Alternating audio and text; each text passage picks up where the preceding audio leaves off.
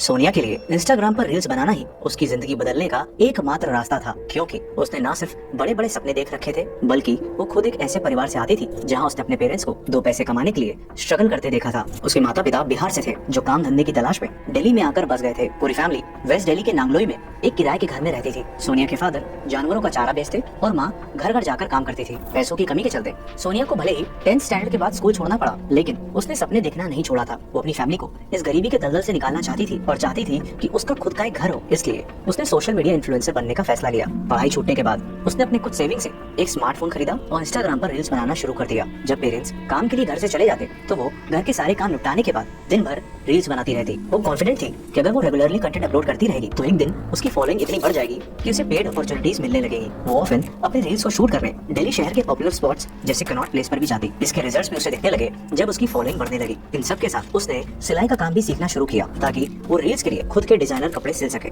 In short, Sonia और सोना को हर हाल में सोशल मीडिया इन्फ्लुएंसर बनना था और धीरे धीरे करके उसके 7,000 से भी ज्यादा फॉलोअर्स हो गए। लेकिन किस्मत को तो कुछ और ही मंजूर था। सोनिया के सपनों ने उड़ान भरना शुरू ही किया था कि तभी उसकी जिंदगी में एक भूत ने दस्तक दी। जी हाँ, एक भूत, एक ऐसा भूत जिसने सोनिया की सपनों से भरी कहानी का अंजाम ऐसा बदला जिसकी उम्मीद उसने कभी नहीं की थी। Welcome to the show. My name is Shashwat and you are watching the dark case of Sonia Kumari. Sonia social media की दुनिया में पूरी तरह से डूब चुकी थी, क्योंकि उसके अकॉर्डिंग सिर्फ यही एक तरीका था उसकी किस्मत को बदलने का। लगभग 1 साल पहले जब उसकी उम्र करीब 19 साल की रही होगी, तब उसकी जिंदगी में एक भूत आया और दोनों के बीच लव अफेयर शुरू हो गया। यह सो कॉल्ड भूत कोई पैरानॉर्मल मूवी वाला भूत नहीं, बल्कि उसका सीक्रेट बॉयफ्रेंड था, जिसे वो प्यार से भूत बुलाती थी। शुरुआत में तो सोनिया के घर वालों को इस नए शख्स के बारे में कोई खबर नहीं थी, लेकिन वक्त के साथ सोनिया ने अपने इस रिश्ते को धीरे धीरे दुनिया के सामने लाना शुरू कर दिया। इनफैक्ट अपने इंस्टा अकाउंट पर भी उसके साथ अपनी पिक्चर्स पोस्ट करना शुरू कर दी। सोनिया अपने इस भूत के प्यार में बेहद पागल थी और उम्र के जिस मोड़ पर वो थी उसमें तो नया नया इश्क कुछ लोगों के सर चढ़कर ऐसे बोलता है कि उन्हें दुनिया में बाकी सारी चीजें दिखाई और सुनाई देना बंद हो जाती है। और ऐसा ही कुछ सोनिया के साथ हुआ। सोनिया के नेचर में विजिबल चेंजेस दिखने लगे थे, जिसे उसकी बहन और माँ ने भांप लिया था। उनको ये खबर तो हो गई थी कि सोनिया किसी से प्यार तो करती है, लेकिन वो कौन है, कहाँ रहता है, क्या करता है, इसका अंदाजा उन्हें बिल्कुल भी नहीं था। और जब जब उन्होंने इस बारे में सोनिया से बात करने की कोशिश की तो उसने वही घिसा पिटा जवाब दिया कि उसका नाम भूत है। वो दिन दिन भर फोन पर बात करती, उसकी इंस्टा पोस्ट, रील, स्टोरी और फोन कांटेक्ट हर तरफ सिर्फ भूत नाम का जिक्र होता। लेकिन सोनिया के दिलो दिमाग में इस सो कॉल्ड लवर भूत का भूत सवार होना उसे एक दर्दनाक अंजाम की ओर ले जाने वाला था। अगस्त 2024, सोनिया की मां रजनी देवी ने नोटिस किया कि सोनिया ने घर से बाहर जाना अचानक से बंद कर दिया था। वरना यूं तो वो मुश्किल से ही घर में पूरा दिन टिकती थी, लेकिन अब वो फ्रीक्वेंटली बीमार भी पड़ने लगी थी। उसकी तबीयत और सिम्टम्स अनयूजुअल थे। इसलिए डाउट होने पर जब उन्होंने सोनिया का चेकअप करवाया तो रिपोर्ट ने उनके शक को यकीन में बदल दिया, क्योंकि उनकी मात्र 20 साल की बेटी सोनिया उस वक्त 5 मंथ्स प्रेग्नेंट थी। अब यहाँ से कहानी उस तरफ करवट लेने वाली है जिस तरफ अंजाम अच्छा नहीं है। इसलिए पहले समझते हैं सोनिया के इस लव अफेयर के बारे में और फिर हम सारे एविडेंसेस को क्लोजली इन्वेस्टिगेट करते चलेंगे। सोनिया ने 61 वीक्स यानी लगभग 15 महीने पहले ये स्टोरी लगाई थी, जिससे ये समझा जा सकता है कि लगभग इस दौरान ही उसकी मुलाकात इस लड़के से हुई थी। सोनिया ने लड़के का नाम संजू बताया था, जिसे वो प्यार से अपना भूत बुलाती थी। वो हरियाणा से बिलोंग करता था, लेकिन रेंट पर अपनी फैमिली के साथ सोनिया के घर के पास ही रहता था। लास्ट ईयर यानी 2023 की दिवाली में सोनिया ने संजू को डेडिकेट करते हुए ये रील भी पोस्ट की थी। दोनों की उम्र सिर्फ 19-20 साल की थी, लेकिन सोनिया प्यार में इस कदर पागल थी कि कुछ ही महीनों के इश्क में वो इस लड़के को अपना हस्बैंड मानने लगी थी। इनफैक्ट साल भर पहले इस इंस्टा स्टोरी में उसने उस लड़के को माई हबी लिखा था और 10 महीने पहले इस पोस्ट में भी उसने कैप्शन में माई हबी लिखते हुए ये फोटो अपलोड की थी। ये है सोनिया की लास्ट स्टोरी जो उसने इस साल अक्टूबर 2024 में अपलोड की थी, जिसमें उसने संजू को माई एवरीथिंग मेंशन किया है। अक्टूबर 2024 को सोनिया प्रेगनेंसी के 7th मंथ में एंटर कर चुकी थी। उसने अपनी फैमिली में ओपन कर दिया था कि संजू ही इस बच्चे का पिता है और वो पूरी जिंदगी संजू के साथ बिताना चाहती है, क्योंकि उसने हर तरह से उसे अपना हस्बैंड मान लिया है। वहीं संजू ने सोनिया को बता रखा था कि भले ही वो अपने माँ बाप और बड़े भाई भाभी के साथ रहता है, लेकिन उन्होंने उसे बेदखल कर रखा है। डिलीवरी डेट नजदीक आ रही थी और सोनिया अपनी नई जिंदगी की शुरुआत के लिए एक्साइटेड थी। उसकी संजू से कोई शादी नहीं हुई थी, लेकिन फिर भी इस साल 20 अक्टूबर 2024 को उसने करवा चौथ का व्रत रखा था। उनकी इतनी कम उम्र की बेटी जो ना सिर्फ शादी से पहले मां बनने वाली है, बल्कि एक शादीशुदा लड़की की तरह एक्ट कर रही है, ये सब देखते हुए वो भी मजबूर थे। इसलिए उन्होंने आखिरकार उसके इस रिलेशन को एक्सेप्ट कर लिया था। करवा चौथ पूजा के नेक्स्ट डे यानी 21 अक्टूबर 2024 की सुबह 4 बजे सोनिया अपना सारा सामान पैक कर घर से निकल गई। जाते जाते वो अपनी बहन से ये बोलकर गई कि संजू की माँ उसे कभी एक्सेप्ट नहीं करेगी, इसलिए वो संजू के साथ अलग जाकर अपना घर बसाएगी। जब सुबह 5 बजे सोनिया की माँ रजनी देवी की आंख खुली तो उन्हें पता चला कि उनकी बेटी घर छोड़कर जा चुकी है। उन्होंने उसे कॉल की तो पहले फोन स्विच ऑफ आ रहा था और फिर कुछ घंटे बाद जब फोन उठा तो दूसरी तरफ से आवाज आई कि मैं संजू बोल रहा हूँ, तुम्हारी बेटी तुम सबसे नफरत करती है और वो किसी से भी बात करना नहीं चाहती। तुम लोग उसे बार बार फोन कर परेशान करना बंद करो। सोनिया की माँ रिक्वेस्ट करती कि आखिर यह बता दो कि मेरी बेटी कहाँ है, कैसी है, लेकिन वो बात करवाने से मना कर देता। पूरा दिन उनकी सोनिया से कांटेक्ट करने की कोशिश नाकाम हो गई। उसी रात 11 बजे जब सोनिया के भाई मनीष ने उसे फिर से कॉल किया तो संजू ने फिर से वही जवाब दिया, लेकिन इस बार मनीष को बैकग्राउंड में कुछ शोर सुनाई दे रहा था, मानो संजू के साथ कुछ लोग और भी हैं। तभी मनीष के कानों में कुछ ऐसा सुनाई पड़ा जिससे उसको एक बड़ी अनहोनी का इशारा मिला। मनीष ने संजू को किसी से बोलते हुए सुना, गड्ढा और गहरा खोदो। दिल में बैठा ये डर बहुत बड़ा था, इसलिए सोनिया के सभी घर वाले नांगलोई पुलिस स्टेशन में मिसिंग कंप्लेन दर्ज कराने पहुंचे, लेकिन पुलिस ने यह कहते हुए कंप्लेन फाइल करने से मना कर दिया कि लड़का और लड़की दोनों ही बालिग हैं और आपकी बेटी अपनी मर्जी से गई है, इसलिए वो उसमें कुछ नहीं कर सकते। पुलिस से जब निराशा मिली तो उन्होंने खुद से संजू के बारे में पता करना शुरू किया और पता करते करते आखिरकार अगले दिन संजू के घर पहुंच गए। पर यहाँ उन्हें जिस सच से रूबरू होना था उसका ख्याल तो उन्हें सपने में भी नहीं था, क्योंकि सोनिया जिस संजू के साथ गई थी उसका असली नाम सलीम था।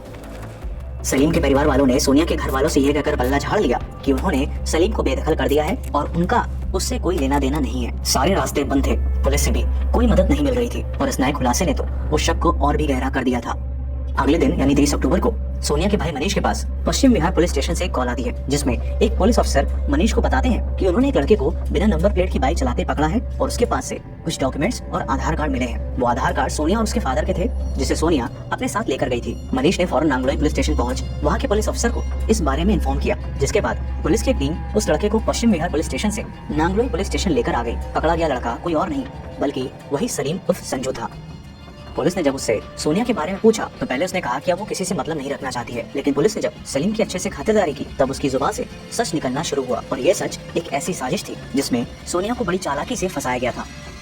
21 अक्टूबर की सुबह जब सोनिया घर से सारा सामान लेकर निकली तो सलीम और संजू उसे कार से पिक करने के लिए आया था, जो उसने रेंट पर ली थी। रास्ते में उसने अपने दो दोस्त पंकज और ऋतिक को भी पिक कर लिया और सभी रोहतक के लिए निकल पड़े। सोनिया ने सलीम से, जो उसके लिए अभी तक संजू ही था, उस पर शादी करने का दबाव डाल दी है, क्योंकि कई महीनों से सलीम शादी की बात पर सोनिया से थोड़ा इंतजार करने को बोल देता। गाड़ी बहादुरगढ़ से रोहतक के बीच हाईवे पर थी जब शादी को लेकर दोनों के बीच झगड़ा शुरू हो गया, क्योंकि सोनिया अपना सब कुछ छोड़ उसके साथ घर बसाने का सपना लेकर निकली थी। सलीम जानता था कि सोनिया अब शादी करने की जिद पर अड़ चुकी है, इसलिए उसने पहले से ही साजिश रच ली थी और ये सब उसके प्लान का ही हिस्सा था। सोनिया को तो पता ही नहीं था कि संजू बना ये बहरूपिया किस इरादे से उसे लेकर निकला है। झगड़े को शांत करने और सोनिया को समझाने के लिए उसने उसी दिन रास्ते में आखिरकार शादी करने का वादा किया और इसी बात का जश्न मनाने वो सभी रोहतक में पार्टी करने गए, जहाँ सलीम और उसके दोनों दोस्त पंकज और ऋतिक ने शराब पी। शराब पीने के बाद देर रात वो रोहतक से लगभग 20 किलोमीटर दूर मदीना गांव के एक सुनसान इलाके में पहुंचे, जहां तीनों ने मिलकर 7 महीने की प्रेग्नेंट सोनिया को न सिर्फ बेरहमी से पीटा बल्कि मोबाइल चार्जर की केबल से गला घोंट उसकी सांसें छीन ली। ये वही 11 बजे का वक्त था जब सोनिया के भाई मनीष ने कॉल की थी और उस वक्त सलीम अपने दोस्तों से गहरा गड्ढा खोदने को कह रहा था और उसी 4 फीट गहरे गड्ढे में सोनिया को दफन कर तीनों वापस दिल्ली आ गए ताकि किसी को शक न हो। सोनिया ने जिसे अपनी जिंदगी भर का प्यार समझा था, जिसके बच्चे की वो माँ बनने वाली थी, वही हैवान बन उसकी जिंदगी मिटा गया। यहाँ तक उसे पेट में पल रहे अपने उस मासूम बच्चे का भी ख्याल नहीं आया। ये पूरा प्लॉट सलीम ने पुलिस के सामने कन्फेस कर लिया। उसने बताया कि सोनिया उसे बार बार शादी करने का प्रेशर डाल रही थी, लेकिन वो इसके लिए तैयार नहीं था। उसने सोनिया से इस बच्चे को अवॉइड करने के लिए भी कहा, लेकिन सोनिया हर कीमत में ये बच्चा चाहती थी और उसके साथ घर बसाने की जिद कर रही थी, जिस वजह से उसने सोनिया को हमेशा के लिए रास्ते से हटाने का सोच लिया। सलीम ने बड़े ही प्लान बे में सोनिया को अपने प्यार के जाल में फंसाया था। उसने न सिर्फ अपना नाम संजू बताया बल्कि हिंदू धर्म से होने का पूरा खेल रचा। इन दोनों फोटोज में अगर आप गौर से देखोगे तो उसने हाथों में कड़ा पहन रखा है। जब वो सोनिया के साथ होता तो कभी कभी माथे पर टीका भी लगा लेता और सारे हिंदू त्योहार भी साथ मनाता। सोनिया के मोहल्ले वालों ने पुलिस को बताया कि उन्होंने इस लड़के को अक्सर सोनिया के घर उस वक्त आते देखा है जब वो घर पर अकेली होती थी। और सबसे शॉकिंग पार्ट, जब हमने इन-डेप्थ रिसर्च की तो ये सामने आया कि सोनिया के मर्डर करने के बाद उसने अपनी इंस्टा आईडी का यूजर नेम SSanju_17 से SSalim_17 कर लिया। 2 बातें अभी भी अनक्लियर हैं। पहला कि क्या सोनिया को एंड तक इसकी सच्चाई, इसकी असली आइडेंटिटी पता चल पाई, और दूसरा कि क्या सोनिया ही वो पहली लड़की थी जो उसके जाल में फंसी थी, या इसके पहले भी यह और लड़कियों को यूं ही फंसा चुका था। क्योंकि इसकी इंस्टा आईडी का अबाउट सेक्शन कहता है कि इसने यूजर नेम 10 बार बदले थे।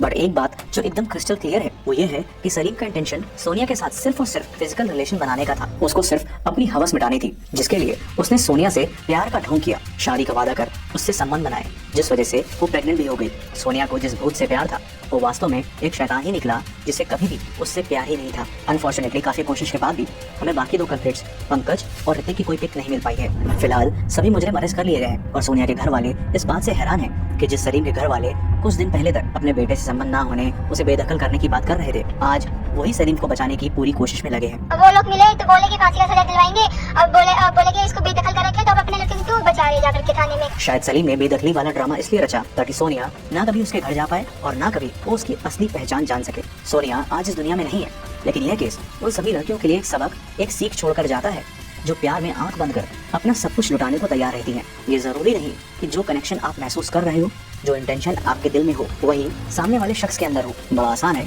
आज के वक्त में कई नकाब ओढ़कर धोखा देना।